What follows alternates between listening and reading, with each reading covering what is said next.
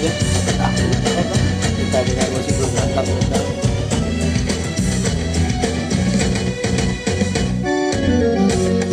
Untuklah mendem mekar di taman, mekar di taman. Untuklah mendem. Assalamualaikum warahmatullahi wabarakatuh. Sahabat dan rekan-rekan dimanapun Anda berada saat ini. Hari ini merupakan hari istimewa buat saya karena kebetulan dalam silaturahmi Lebaran Idul Adha di hari kedua ini, salah seorang budayawan dan tokoh seni Aceh Tamiang yang aktif di banyak hal, tapi saya lihat lebih fokus di dunia kebudayaan. Ayahanda Haji Insinyur Haji Muntasir Wandiman telah meluangkan waktunya bersama kita di sore yang berbahagia ini.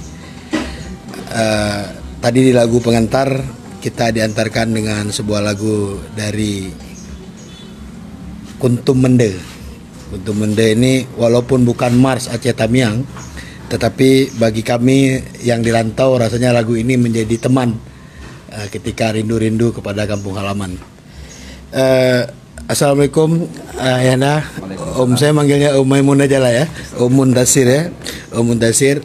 Om Mun, ini kita di Lebaran Idul Adha kedua. Saya sangat berterima kasih diberi kesempatan untuk bisa bersilaturahmi di sini. Ini banyak rekan-rekan yang ada di luar Aceh, di luar Aceh Tamiang khususnya, ada di Aceh Timur dan di 22 kabupaten lain dan di luar Aceh sendiri. Ini sesuai dengan tema kita hari ini, Tamiang bukan Teming. Jadi saya kira Umun bisa memberikan sedikit pengantar kepada rekan-rekan kenapa harus Tamiang, kenapa tidak boleh Teming. Oke, ini menjadi awal pembicaraan kita hari ini. Silakan. Baik, saya pegang deh. Terima kasih Pak Asrizal. Saya tersanjung dikunjungi tokoh Aceh Tamiang yang luar biasa, sudah berperan di provinsi, bahkan di nasional. Semua kita tahu Pak Haji Asrizal Asnawi. Terima kasih sekali lagi Pak Asrizal.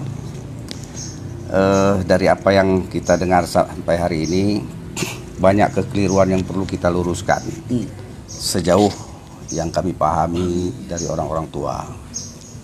Tentu saja kami bukan pelaku dari apa yang kami sampaikan ini. Hari ini terutama bagi kita orang Aceh yang salah menyebut nama, apakah itu karena logat yang sudah susah diluruskan atau memang sudah kebiasaan bagi mereka menyampaikan.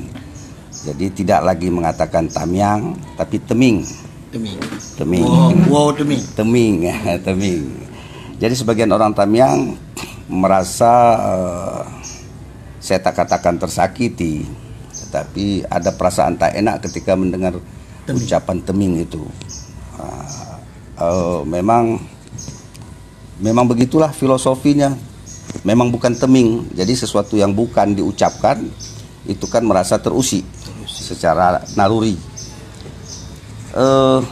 Dari sejarah yang kami pahami, asal Tamiang ini kan berasal dari kata Teming. Asal katanya Temiang, bukan Temiang. Temiang.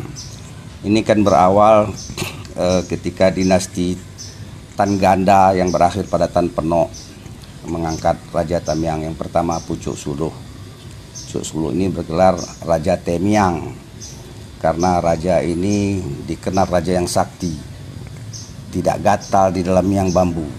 Maka oleh Tan Penok memberi gelar Pucuk Suluh Raja Temiang, raja yang kebal gatal. Nah, jadi dalam perjalanan waktu Tan Penok masih memerintah kerajaan Bukit Karang yang hari ini di sekitar daerah Menanggini. Kemudian setelah mangkatnya Tan Penok pada tahun 1190 sampai 1256 Masehi. diangkatlah Raja Pucuk Suluh menjadi raja. Ini sesuai dengan amanah beliau kepada pembesar istana.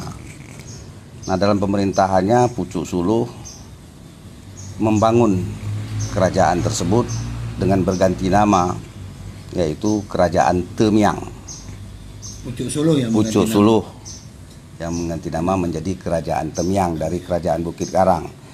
Bukan merubah struktur kerajaan, tapi merubah nama, nomenklatur kerajaan menjadi Kerajaan Temiang yang berpusat ya di daerah sekitar Menanggini juga, karena di dalam sejarah hanya sekitar situ saja. Setelah Raja Muda Sedia baru berpindah ke benua raja. Nah, dalam perjalanan itu ini terus tetap dengan nama Temiang. Nah, setelah Belanda masuk ke Temiang di abad ke-19, ya kan, abad ke-19, Belanda yang bukan merubah karena logat Belanda tak mampu menyebutkan te, maka disebutnya Tamiang. Maka anak-anak muda sekarang lebih familiar dengan sebutan Tamiang. Bahkan kabupaten hari ini pun disahkan dengan nama Tamiang. Meskipun orang-orang tua yang masih tua masih banyak yang menyebutkan Temiang, seperti almarhum Pak Bupati Abdul Latif dulu, itu dia tidak pernah merubah, tetap Temiang. Tidak Tamiang. Kabupaten Temiang. Nah, meskipun dalam tulisannya Tamiang. Saya rasa untuk penjelasan Tamiang itu saja maksudnya. Ya. Gini Pak. Ini kan ada seperti kebanyakan orang mendengar bahwasanya dari Aceh ini kan mengatakan Raja Hitaming. Jadi pipinya hitam, jadi dari sana digelarlah istilahnya dengan Hitaming gitu. Itu dari mana menurut Bapak sejarah itu sehingga sampai kok sepertinya orang termakan dengan kata-kata seperti itu? Ya. Nah, Pak, sampaikan Pak. Baik, konon cerita itu sudah abad ke jauh dari masa dinasti Pucuk Suluh. Pucuk Suluh tadi di abad ke-12. Kemudian setelah Samudra Pasai menyerang Tamiang, diangkatlah Raja Muda Sedia sebagai raja Islam pertama pada saat itu. Yang konon katanya Raja Muda Sedia itu hitam pipinya, katanya, kata cerita. Nah, pipi itu bahasa Aceh Ming. Nah, jadi orang Aceh menggelarkan Raja Itaming. Rajanya Itaming, tapi bukan asal kata Taming. Jadi ini yang keliru. Yang sampai hari ini sebagian mengatakan asal Tamiang itu dari Itaming. Sesungguhnya bukan, jauh sebelum nama Tamiang sudah ada jauh, sebelum itu. Karena di abad ke-12 Tamiang sebenarnya sebelum 1190 bernama Tamiang, tapi ditabalkan sebagai kerajaan Tamiang di abad ke-12 oleh Raja Pucuk Suluh. Nah, kemudian Raja Itaming ini di abad ke-14 sekitar 1350.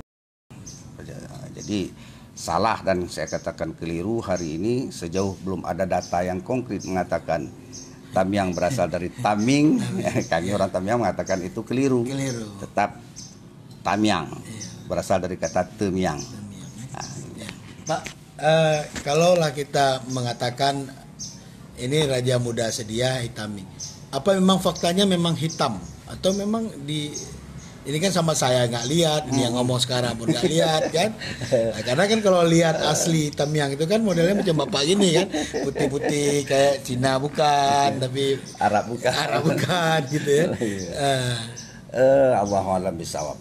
Karena kita sendiri pun kalau kita tanya sama hari di keturunannya juga, kita juga tahu kan, kita hanya mendengar cerita dari buku yang ditulis dalam bentuk mushaf oleh kalau referensi saya adalah anak Panglima Besar Kerajaan Tamiang, Pak Oka Mamona Rasid.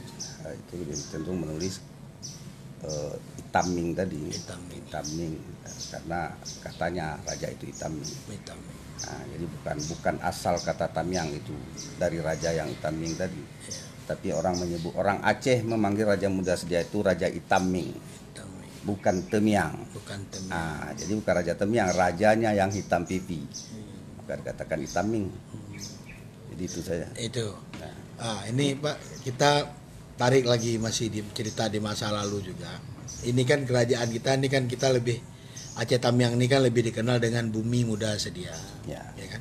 Artinya kita punya, ada duduk raja lah, ada singgasana raja di dalam Bumi Muda Sedia ini. Bumi Muda Sedia. Tetapi sama-sama seperti kita ketahui juga, di Tamiang ini sendiri kan ada beberapa kerajaan lagi.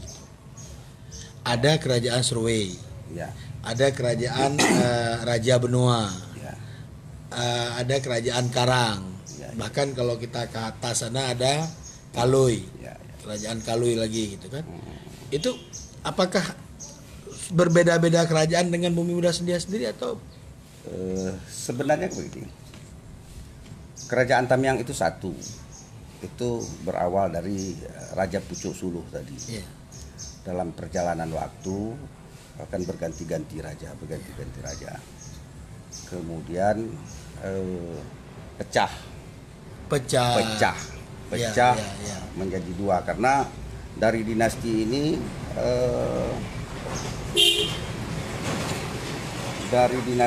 nanti kan ada yang keturunan dari Karang, cikal bakalnya, induknya satu, yaitu Raja Pendekar Sri Mengkuta, Raja Temiang ke-7 yang memiliki 2 putri. Yang seterusnya anaknya kawinkan, karena tidak punya anak laki-laki. Yang satu kawin dengan Raja Promsah, inilah cikal keturunan Karang. Yang satu dari Pogempa Alamsah yang keturunan Raja Muda Setia. Ini keturunan yang meneruskan keturunan Benua. Keturunan Benua. Jadi sumbernya satu dari kerajaan Karang. Sebenarnya Bumi Muda Sedia itu saya sendiri tak tahu siapa yang menyematkannya. Sebenarnya kan yang seharusnya kita katakan negeri Tamiang ini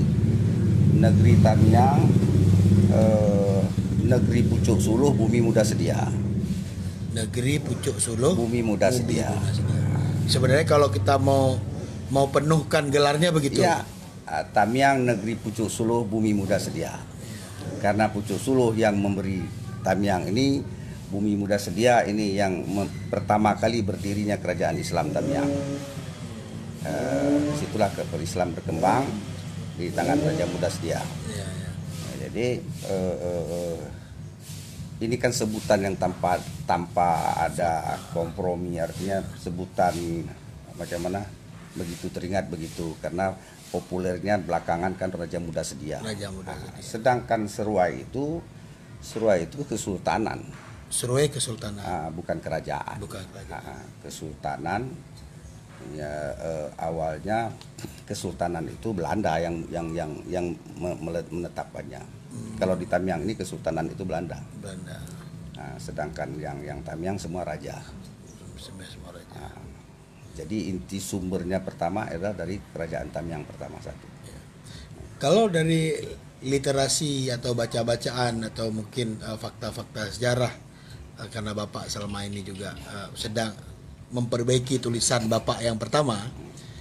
Yang pertama itu buku Tamiang dalam Lintasan Sejarah. Tamiang dalam Lintasan Sejarah sudah keluar, tapi Bapak akan mencetak ulang dengan memperbaiki atau melengkapi beberapa bagian lagi ya Pak. Ini sedang dipersiapkan oleh beliau. Beliau juga sedang menulis kamus bahasa Tamiang.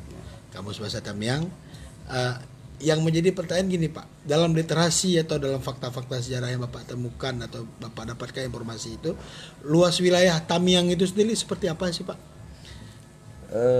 Saya sebenarnya tidak melakukan penelitian lapangan, tapi lebih cenderung pada referensi buku yang ada, mushaf-mushaf yang ada, orang-orang tua yang ada cerita. Karena kalau kita melakukan penelitian lapangan itu kan harus kerjaan arkeologi. Betul. Kalau tidak kita akan tahu. Seperti kondisi yang di Tualang Cut yang dihebohkan. Gajah Mada. Bapaknya Gajah Mada. Waktu Dai TV mewawancarai saya katakan dari sumber yang saya pahami, saya tidak pernah mendengar Gajah Mada ada melakukan peperangan di sana. Tapi Gajah Mada ada membuat pemukiman di sana. Nah, jadi apakah kuburan itu kuburan pasukan Gajah Mada? Allahu alam. Tapi dalam kisah sejarah yang hari ini diceritakan oleh orang-orang Tamiang, itu di sekitar Pangkalan Susu, Besitang. Di sana pertempuran yang terjadi. Jadi mustahil rasanya mayatnya itu dibawa kemari. Bahkan ini berdasarkan persir sejarah Tamiang. Ya. Tapi kalau orang lain tak percaya Gajah Mada itu matinya di Tamiang. Tapi kalau kami orang Tamiang, kita orang Tamiang memang kita yakini bahwa sampai hari ini belum ada orang menetapkan di mana kuburan Gajah Mada. Satu. Kedua, belum pernah kita melihat gambar Gajah Mada itu secara utuh. Pasti kepala yang jelek. Maka dalam kisahnya Raja Muda Sedia itu, Gajah Mada itu dipotong lehernya oleh Tengku Ampun Tuan. Tengku Ampun Tuan itu keturunan Raja Perlak, tapi tunangan dari Putri Lindung Bulan. Ketika Putri Lindung Bulan, anak dari putri dari Raja Muda Sedia, dibawa lari oleh Gajah Mada. Ya. Dikejar oleh Tengku Ampun Tuan. Nah, di sana terjadi pertempuran. Satu hal yang perlu kita sikapi, hebatnya Gajah Mada, ya kan? Hebatnya Gajah Mada itu loyalnya terhadap atasannya luar biasa. Karena dia mengambil Putri Lindung Bulan bukan untuk dirinya, Gajah Mada, tapi untuk dipersembahkan kepada Hayam Wuruk. Sementara dia sendiri belum punya istri. Ya, itu kesetiaannya. Kesetiaan, loyalitas dia. Nah, ini satu yang perlu kita. Ini bukan proses ya. Proses merampas itu lain bab lain, tapi proses loyalitasnya terhadap atas. Dari mulai ke Samudra Pasai dia mau merebut putri sampai ke Tamiang tapi gagal. Jadi sumpah palapa yang diciptakan oleh Gajah Mada itu gagal di Tamiang. Sumpah palapa yang ingin menyatukan Nusantara itu gagal di Tamiang, kandas di Tamiang. Karena Lindung Bulan. Dengan Raja Ampun Tuan, dengan pasukan kerajaan Tamiang. Nah, jadi kita tak paham apakah foto yang hari ini beredar, muka yang jelek, besar, bengkak itu, apakah karena akibat dipotong? Secara logika itu masih bisa kita terima. Orang kalau sudah dipotong kan terjadi pembengkakan. Nah, karena sampai hari ini ketika guru besar dari UI saya sampaikan ini, dia ketawa. Dia bilang orang Kalimantan juga bilang Gajah Mada mati di sana. Ya terserah lah kan. Tapi satu orang pun tidak ada yang tahu di mana sebenarnya makam Gajah Mada itu.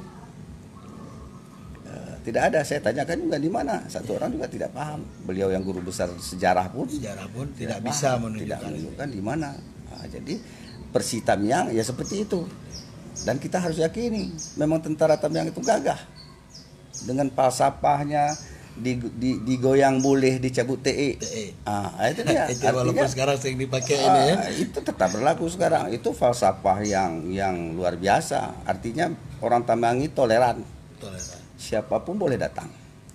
Tapi ketika mengganggu, belum ada orang berhasil mengganggu Tamiang. Nah, inilah falsafah yang sudah ditancap. Digoyang boleh, dicabut TE. Makanya orang Tamiang itu sekali diganggu dia diam. Kalau sudah lebih mau dia pindah daripada dia ribut. Tapi kalau sudah pindah pun dikejar. Nah, itulah kalau sudah pedang di tangan, gayam di siku, tetak tangkih mau kita coba, baru tahu siapa yang jantan, siapa yang daru. Itu falsafah. Itu falsafah. Makanya Raja Muda Sedia meninggalkan falsafah, tumbuk balas tumbuk, sipak balas sipak. Nah, itu tadi. Itu falsafah itu secara naluri, artinya semua daerah memiliki hal-hal budaya seperti itu. Dan ini orang Tamiang harus tahu baru bisa menjaga ini. Dan ini tetap menjaga anak cucunya yang tanpa disadari oleh orang Tamiang itu sendiri. Hanya orang-orang tertentu biasa menyadari bahwa ada tuah Tamiang yang berperan untuk siapapun orang Tamiang yang berjuang, termasuk Pak Serjal. Insyaallah.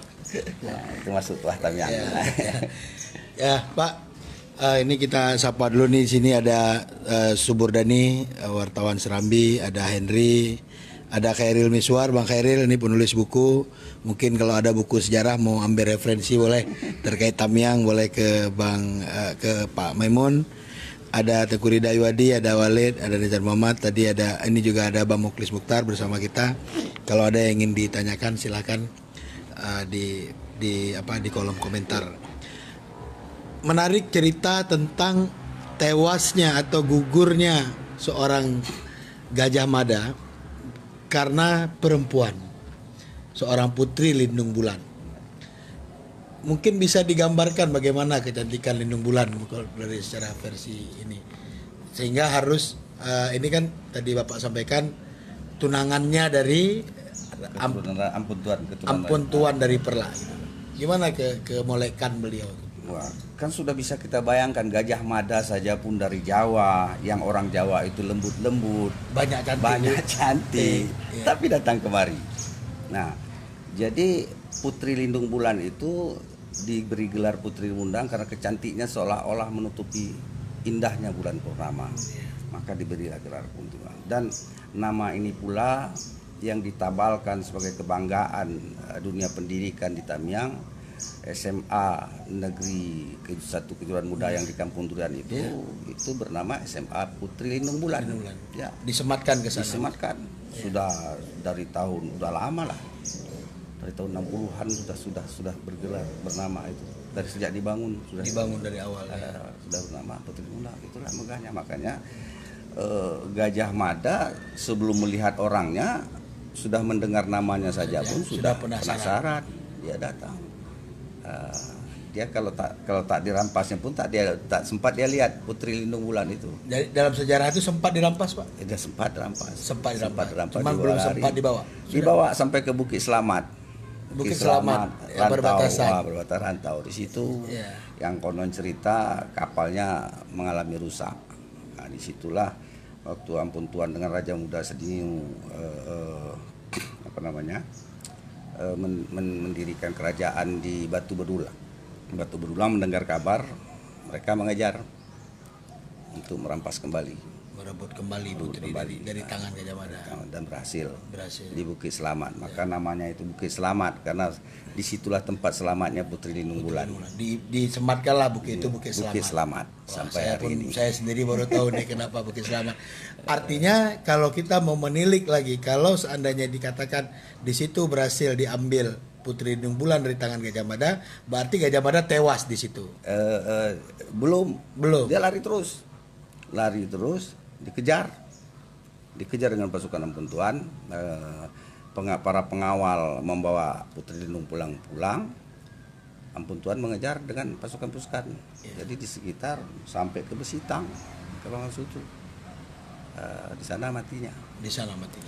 Jadi kalau kemarin misal ada kaitannya dengan Manyak Pahit di segala macam dengan itu, kalau Bapak melihat korelasinya ini belum kena. Kalau itu dikatakan kuburan, saya belum ketemu baik dari referensi maupun dia dari Samudra Pasai. Nah, itu betul ada. Nah, persoalan makam-makam ini kan perlu penelitian arkeologi. Betul. Yang konkret, karena cerita situs itu kan nggak bisa kita tebak-tebak. Seperti makamnya Pucuk Sulur, ya kan, sebagian kan ada yang sudah menabalkan. Nah, saya juga belum saya yakin itu, karena itu memang harus yang ahlinya melihat. Nah, hari ini kan sudah dibuat di daerah Sulum katanya. Saya belum lihat dan saya tidak tertarik melihat karena tidak ada ilmu saya ke sana, kecuali ada arkeologi yang ikut. Nah, baru kita ke sana melihatnya. Artinya memang mereka yang di bidangnya lah. Kalau mereka datang itu memang bidangnya arkeolog. Sedikit jelas. Tadi batas wilayah Tamiang sendiri tadi Bapak belum ini.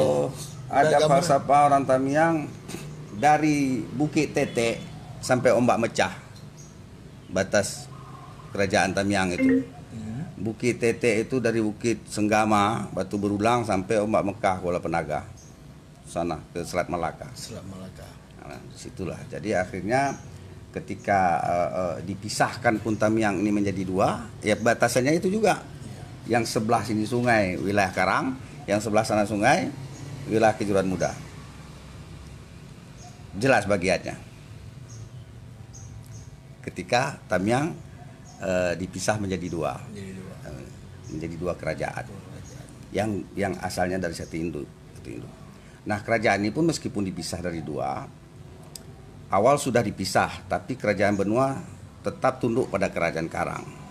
Tetap tunduk pada kerajaan. Ya. Artinya kerajaan tuanya itu kerajaan Karang. Kerajaan Karang. 1669 kalau tak salah saya, barulah berdiri masing-masing benua, Kejuruan Muda dan Karang. Oke.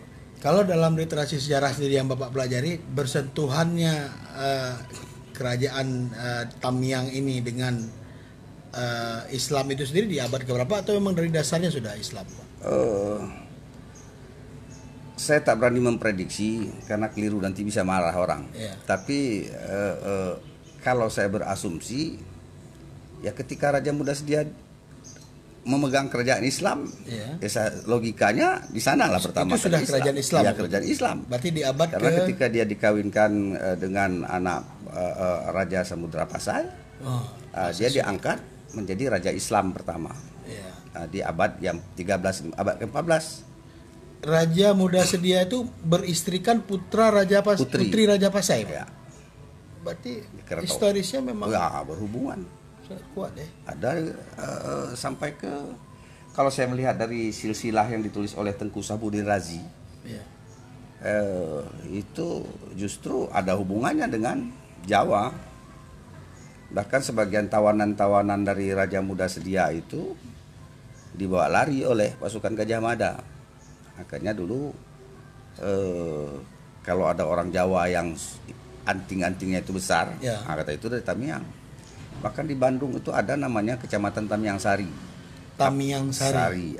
Apakah ada hubungannya dengan Tamiang? Allahu alam. Iya. Belum ada Belum kita kaji, belum ada kajian ke sana ya, Pak. Jadi nama-nama Tamiang ini kan bersebar di Nusantara ini. Apakah ada benang merahnya dengan negeri Tamiang itu sendiri? Allahu alam. Di Kalimantan ada namanya Tamiang Layang. Kalimantan. Waktu saya konfirmasi ada kawan di sana, katanya itu nama pohon kayu. Tamiang Layang. Nah, tapi apakah nama itu ada hubungannya dengan di tebing tinggi juga ada negeri Tamiang, daerah Tamiang. Jadi banyak daerah-daerah Tamiang yang hari ini masih misteri.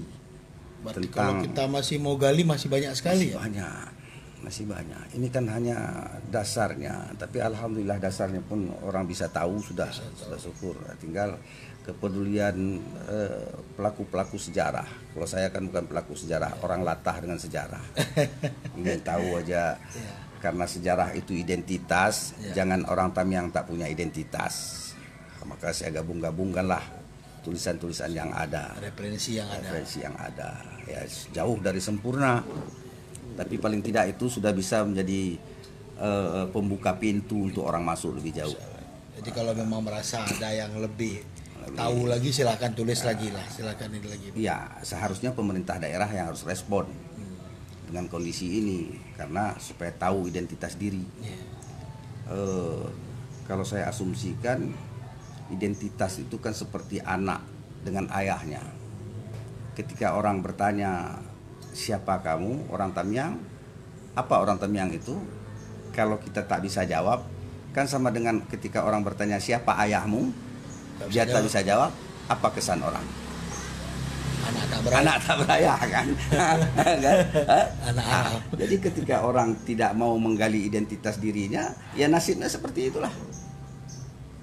Jadi kalau pemerintah Tamiang tak mau menggali ini, berarti ini akan berkepanjangan, menjalin mata rantai nasib seperti anak tak berayah.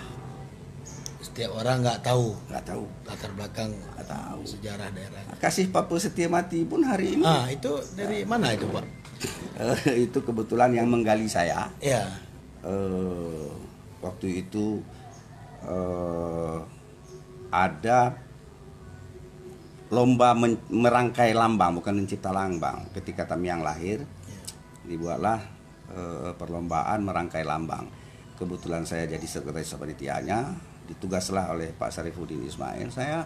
Kau tulis saja apa yang kau ingat. Saya tulis, tak ada yang ini. Kebetulan waktu itu saya lagi menulis buku Tamiang ini, saya dapatkan tulisan itu dari tulisan Pak Okama Munar Rasid. Pengasih Papa Setia Mati, hilang bercari mati bertanam, tepukat di ikan sama dipilih, tepukat di batang sama dijedah. Jadi ketika ini terakumulasi, semua wujudnya adalah kebersamaan, tanggung jawab, dan kesetiaan sampai mati tanpa pamrih. Itulah wujud orang Tamiang. Setia sampai mati tanpa pamrih. Seperti apa wujud kesetiaan sampai mati itu? Kalau almarhum Pak Okama Munar Rasid mengatakan, kalau kita teman sampai mati itu, ketika dia meninggal, turun kita mampu jenazahnya. Kalau itu teman. Itu teman sampai mati, bukan ikut mati. Tapi paling nggak antar. Kalau menangis, banyak orang menangis. Orang lewat pun ketika melihat orang mati meninggal banyak menangis, ikut menangis. Tapi wujud kesetiaan mati tadi di sana. Kasih Papa tadi diwujudkan orang Tamiang itu sesusah apapun tak hilang kasih sayangnya. Makanya kalau orang-orang tua Tamiang itu melakukan pesta, itu ketika dia memanggil kumpul saudara, wali sarak, wali karung, wali adat, ya kan, suku Sakat dan kaum Biak, itu duduk berkumpul. Orang Tamiang itu paling hina kalau tidak memberi.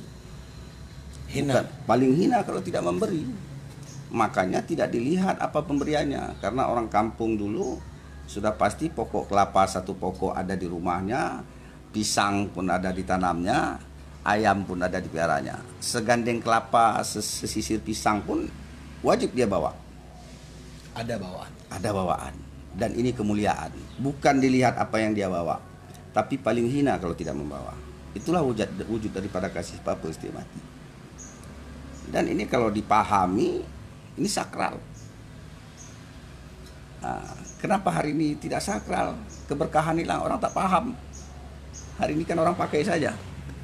Dari mulai datuknya pakai sampai bupatinya pakai. Kalau kita jujur tanya, saya sudah cetak buku itu, buku saku tentang lambang itu. Iya. Ada dicetak. Ada saya cetak. Waktu masa Pak Latif dulu, akhirnya nanti saya kasih. Akhirnya tak ada yang ini juga.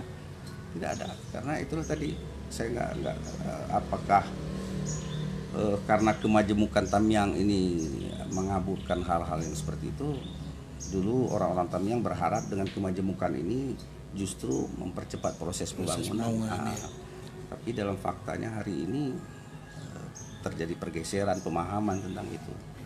Inilah yang harus disatukan oleh orang-orang Tamiang, terutama muaranya ada pada pemerintah. Kita berharaplah Pak Asrizal nanti sebagai penerus. Ya. Pak, ini kan kita di satu Aceh ini, kita mungkin bukan cuma kita yang berbeda, bukan cuma Tamiang berbeda, tapi mungkin ada Aceh Tengah juga, ada Aceh Tenggara, mungkin yang berbeda karakter dengan kebanyakan Aceh yang lain. Kita ini kan lebih kepada rumpun Melayu. Kalau secara Melayunya kita kira-kira Melayu mana kita Pak, dengan Riau kah, dengan Tanjung Pura, dengan apa Deli, dengan atau di daerah mana saja ada rumpun Melayu itu? Melayu Tamiang ya Melayu Tamiang. Melayu Tamiang ya Melayu Tamiang. Meskipun cikal bakalnya ini kan merupakan imigran. Karena kalau kita melihat tak ada penduduk asli di negeri ini, semua imigran. Di Pidi lebih banyak orang Portugis, ya kan? Di Gayo orang semua kan ini, tapi hari ini ya orang Gayo adalah orang Gayo, orang Alas adalah orang Alas, orang Tamiang adalah orang Tamiang. Asal usulnya ketika kita telusuri semua dari rumpun Melayu. Tamiang bukan dari Deli juga bukan dari Tamiang, tapi ada terjadi asimilasi. Seperti di Tamiang Hilir itu kecenderungan asimilasi bahasanya pada Melayu Malaysia. Maka banyak bahasa-bahasa Melayu Hilir itu Melayu Hilir apa maksud nih Seruai Sungai Yu. Ya. Jadi Seruai Sungai Yu berbaur antara Malaysia dengan Aceh. Karena kerajaan Sungai Yu ada kerajaan juga. Itu rajanya dari Aceh. Ampunci. Ampunci sampai Ampunci ke-7 kalau nggak salah saya. Terakhir Ampun Muluk. Nah, inilah sumber terakhirnya Ampun Muluk. Syukur alhamdulillah lah Ampun Muluk banyak data-data. Iya. Inilah yang menjadi referensi yang masih bisa kita pelajari sampai sekarang. Sampai buku Tarikh Aceh dan Nusantara itu referensinya dari Ampun Muluk. Nah, sedangkan Tamiang Hulu ini lebih banyak berasimilasi ya dengan Gayo tadi. Dengan suku Gayo Alas. Gayo sendiri entah dari mana. Ya. Makanya waktu saya seminar Dekranas di Banda Aceh, saya kaget. Seluruh Aceh memiliki lambang pucuk rebung. Seluruh Aceh. Nah, ternyata setelah saya dengar presentasinya hanya aksesoris. Maka saya nyatakan Tamiang memiliki lambang pucuk rebung berbeda dengan Aceh yang lain. Pucuk rebung di Tamiang punya latar belakang sejarah, punya nilai historis. Latar belakang sejarah itu dari pucuk suluh tadi. Ya. Nah, maka di situ berbeda. Nah, makanya dalam khasanah budaya biarkan saja berjalan. Tak boleh digabungkan. Dulu ada pemerintah provinsi ingin menggabungkan warna. Saya pertama kali protes. Warna apa mau dipakai? Sedangkan warna kebesaran orang Aceh itu warna hitam. Boleh balangkan pakai warna hitam. Orang Tamiang warna kuning. Warna mana mau dipakai untuk warna Aceh? Tapi khasanah budaya ya seperti itu. Biarkan berkembang dengan kebinekaan tunggal ika itu tadi. Makanya ular-ular lembing itu kalau dibawa ke Banda Aceh itu akan dibilang dari Tamiang. Kalau dibawa ke Jakarta itu dibilang dari Aceh. Kalau sudah dibawa ke luar negeri dari Indonesia. Nah, itulah khasanah budaya tadi. Itulah hebatnya Bhinneka Tunggal Ika tadi, memberi ruang terhadap khasanah itu. Tidak ada. Jadi hari ini tugas kita orang-orang daerah untuk memperkenalkan bahwa kita ada.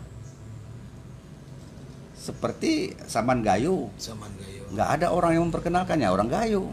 Ya Tamiang kalau mau dikenal orang ya kita kenalkan.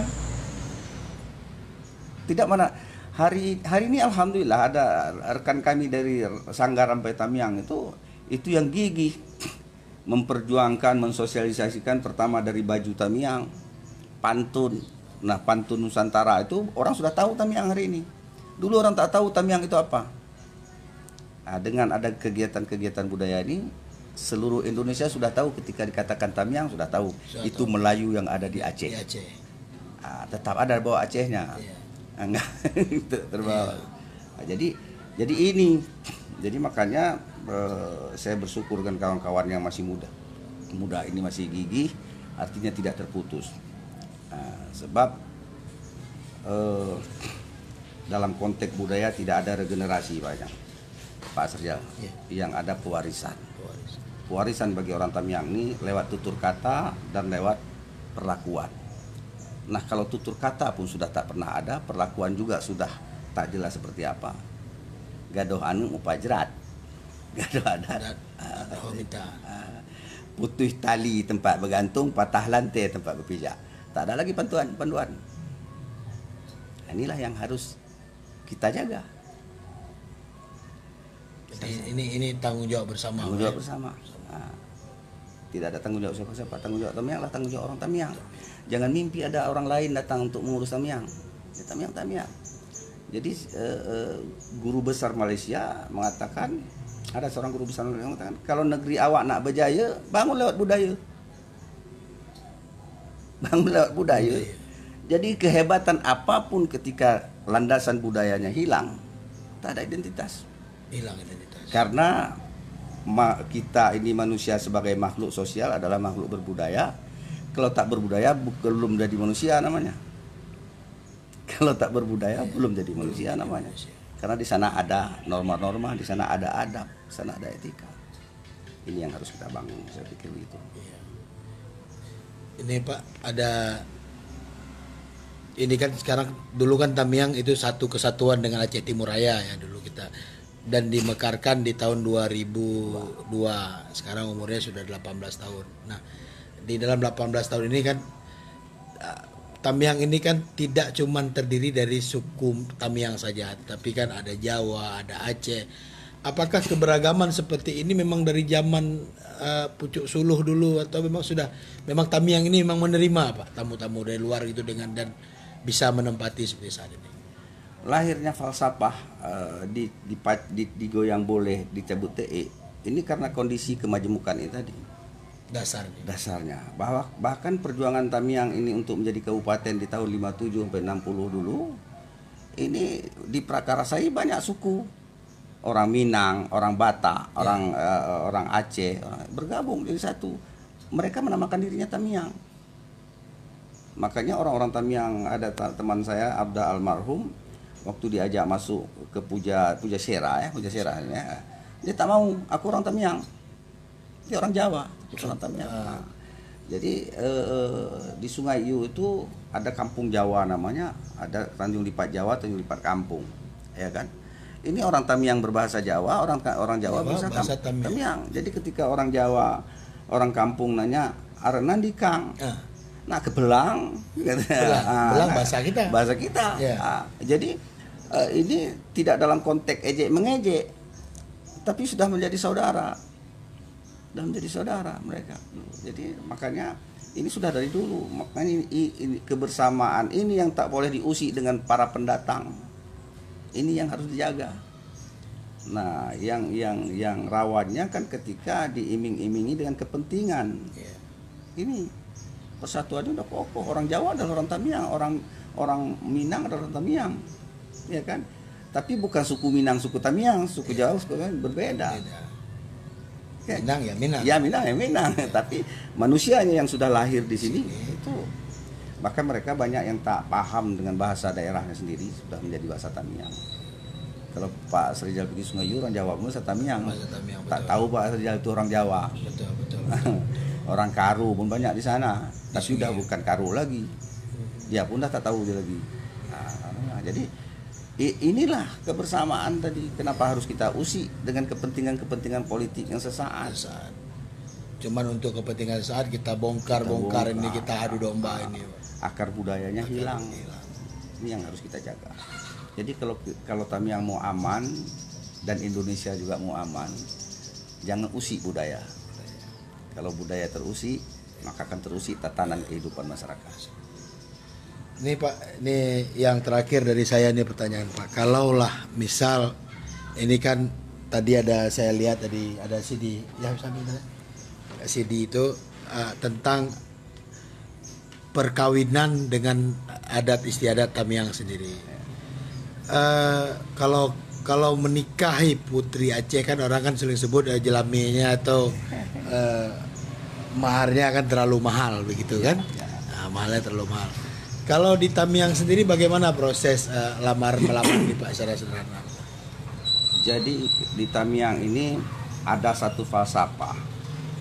Mahal bukan berarti menjual, murah bukan berarti memberi. Jadi ada kapasitas. Nah, kalau anak datuk misalnya dilamar, janganlah seperti melamar orang yang biasa. Jadi itu apa namanya adatnya. Tapi kan bisa saja di belakang adat terjadi prosesi lain yang tidak mengusik keberadaan adat. Karena persoalan kawin ini kan persoalan hati. Jangan karena mahar dengan kondisi sekarang merusak tatanan adat itu sendiri. Ada anak lari kawin, ya kan? Tapi bukan berarti karena sudah suka proses adat dihilangkan. Nah, ini yang tidak. Maka tanggung jawab wali sara dan wali adat itu sangat besar. Meskipun apakah dia menghutangkan mahar itu sama kemanakannya yang harus ini, itu tidak ada masalah. Yang penting dia memenuhi proses adat itu sehingga tidak ada langkah-langkah yang terusik di sana. Ya, proses murah bukan berarti memberi, mahal bukan berarti menjual. Ini betul-betul harus dipahami dan disikapi. Jadi inilah film yang kami buat ini. Lebih cenderung memang agak ini tentang proses perkawinannya.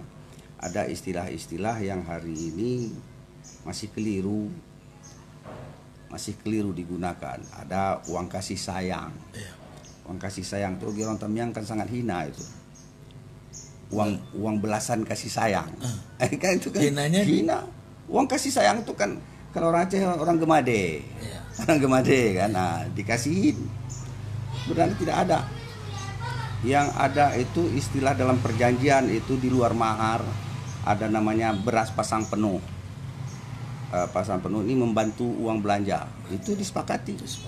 Jadi makanya beras pasang penuh katanya, bukan uang kasih sayang. Tidak dikenal istilah kasih sayang. Enggak dikenal. Belakangan muncul uang hangus namanya. Ya, lebih kejam lagi. Tidak, uang hangus itu justru tidak kejam dibandingkan dengan uang kasih sayang. Ya. Dengarnya kejam, tapi maknanya tidak. Uang hangus itu kan memang uang peri, uang bantuan. Bantuan. Artinya uang hangus tanggung jawab. Kalau uang kasih sayang tadi kan uang belas kasihan. Ini yang hina bagi orang Tamiang. Meskipun kedua-duanya itu bukan istilah. Tapi kalau saya bandingkan tentang uang hangus dengan uang kasih sayang, lebih daif daripada uang kasih sayang ini. Rendah marwahnya. Kalau tak dikasihin tak bisa dia pesta. Itulah maknanya. Kalau uang hangus itu ini rasa tanggung jawab si mempelai tadi. Memberi cuma-cuma, tapi itu juga keliru. Makanya dalam ini kan memang ada kewajiban adat. Uang membantu daripada ini tadi beras pasang penuh tadi, sandang pangannya tadi, minyak, beras, gula, tapi diwujudkan dalam bentuk uang. Tergantung berapa ini. Ya Pak, mungkin ini kita sudah di penghujung. Mungkin nanti di lain kesempatan masih banyak hal tentang adat Melayu ini, Melayu Tamiang ini harus saya tanya, terutama terkait gelar-gelar. Ini mungkin kalau gelar-gelar kan lebih panjang lagi kan. Bapak sendiri ada bergelar Wan, misalnya gitu, ada yang Oka, ada yang Tengku kan. Nah, jadi kita simpan nih di episode berikutnya. Jangan kita kupas semua hari ini. Tidak usah dikupas aja. Nanti banyak yang terusik. Ya. Karena biarlah mereka berjalan dengan pemahamannya sendiri ya. Karena nanti banyak yang terusik. Ketika kita bercerita dengan apa yang kita pahami dari orang-orang tua dulu, ternyata ada perlakuan yang tidak benar hari ini, kan mereka akan terusik.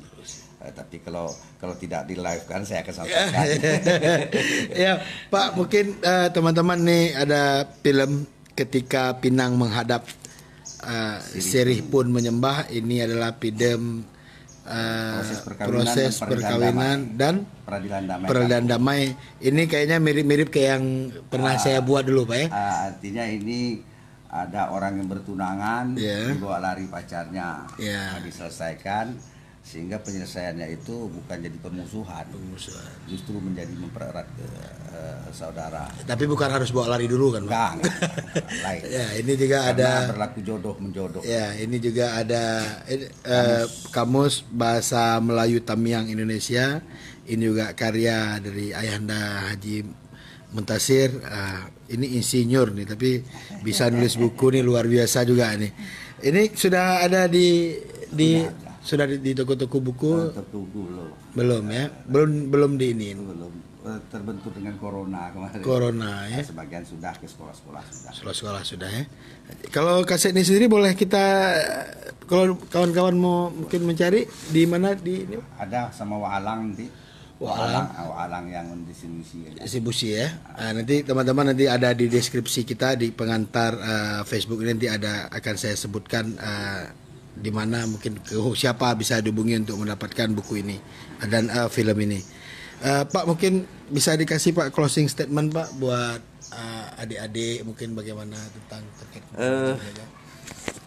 Terima kasih. Dalam kesempatan ini kan saya berharap lah, karena budaya masalah identitas seperti yang telah saya sampaikan, sampai hari ini saya pun belajar dan bekerja tanpa ada berharap mau apa sebenarnya, tapi tidak lebih agar Tamiang orang kenal, kan kita kenal dengan Tamiang.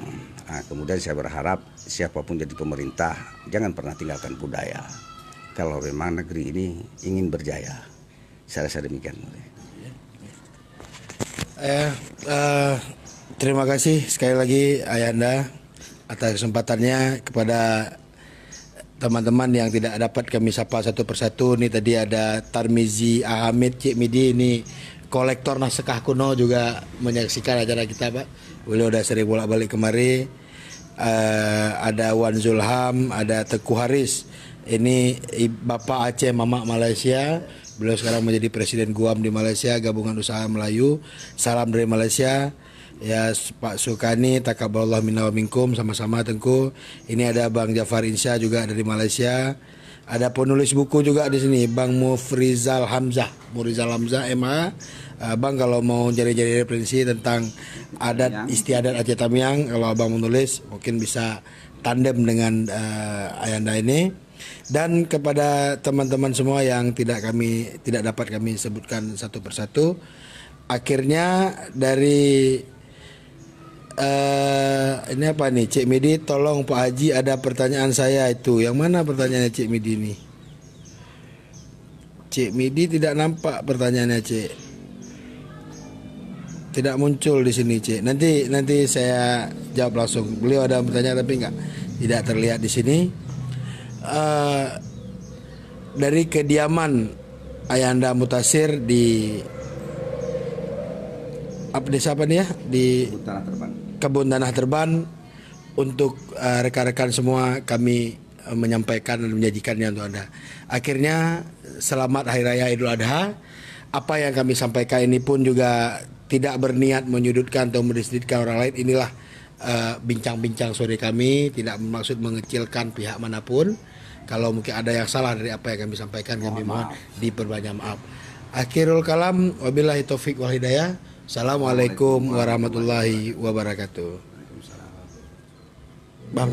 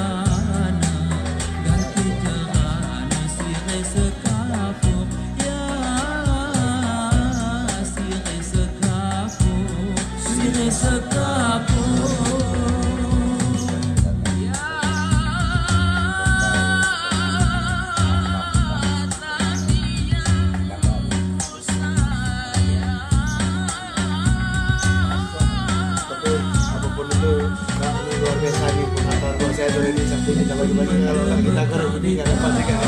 Terima kasih Pak.